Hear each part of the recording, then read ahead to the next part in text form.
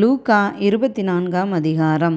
வாரத்தின் முதலாம் நாள் அதிகாலையிலே தாங்கள் ஆயத்தம் பண்ணின கந்த வர்க்கங்களையும் அவர்கள் எடுத்துக்கொண்டு வேறு சில ஸ்திரீகளோடு கூட கல்லறையினிடத்தில் வந்தார்கள். கல்லறையை அடைத்திருந்த கல் புரட்டி தள்ளப்பட்டிருக்கிறதைக் கண்டு உள்ளே பிரவேசித்து கர்த்தராகிய இயேசுவின் சரீரத்தை காணாமல் அதை குறித்து மிகுந்த கலக்கமடைந்திருக்கையில், பிரகாசமுள்ள வஸ்திரம் தரித்த 2 பேர் அவர்கள் அருகே நின்றார்கள்.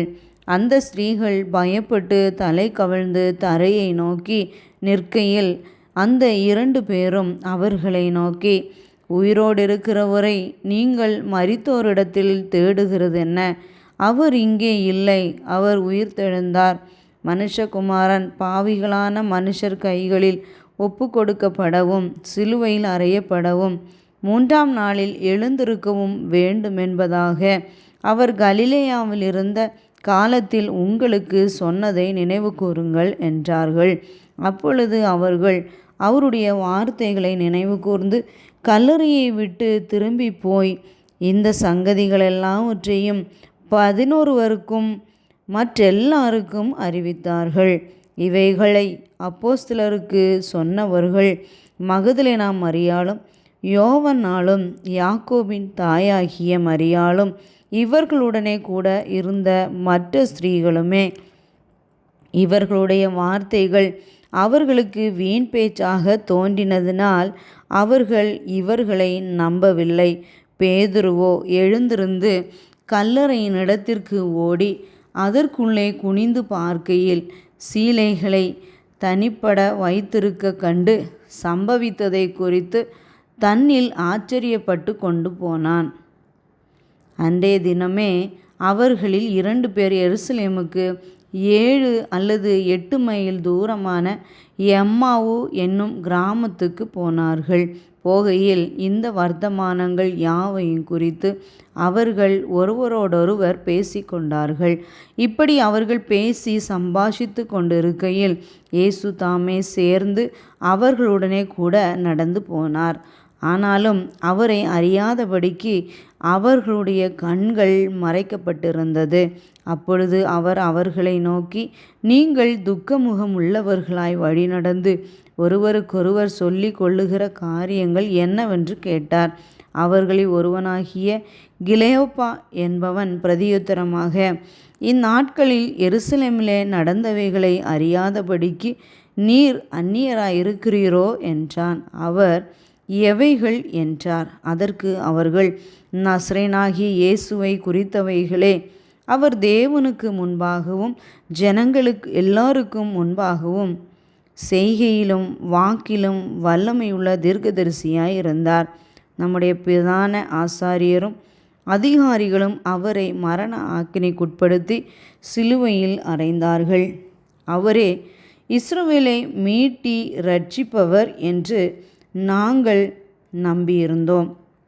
இவைகள் சம்பவித்து இன்று 3 நாளாகிறது.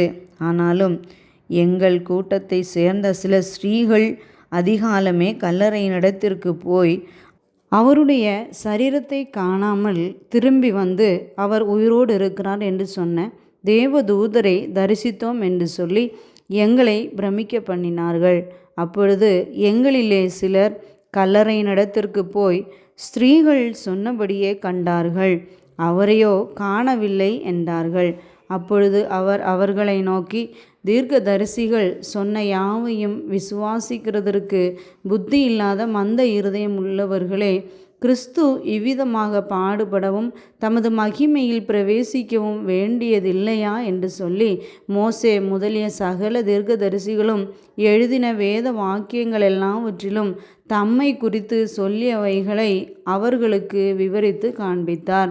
அத்தருணத்தில் தாங்கள் போகிற கிராமத்துக்கு சமீபமானார்கள். அப்பொழுது அவர் அப்புறம் போகிறவர் போல காண்பித்தார்.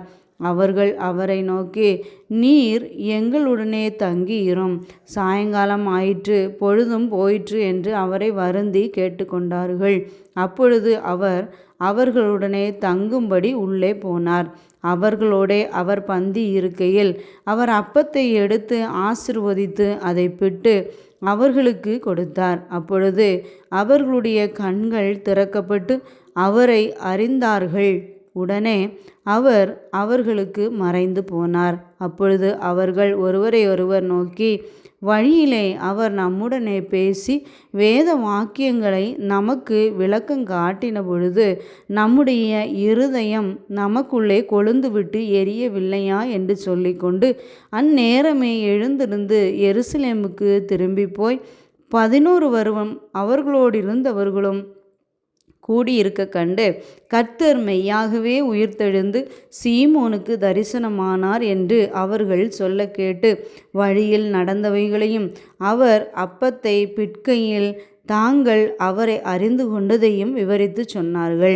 இவைகளை குறித்து அவர்கள் பேசிக்கொண்டிருக்கையில் இயேசு தாமே அவர்கள் நடுவிலே நின்று, உங்களுக்கு சமாதானம் என்றார்.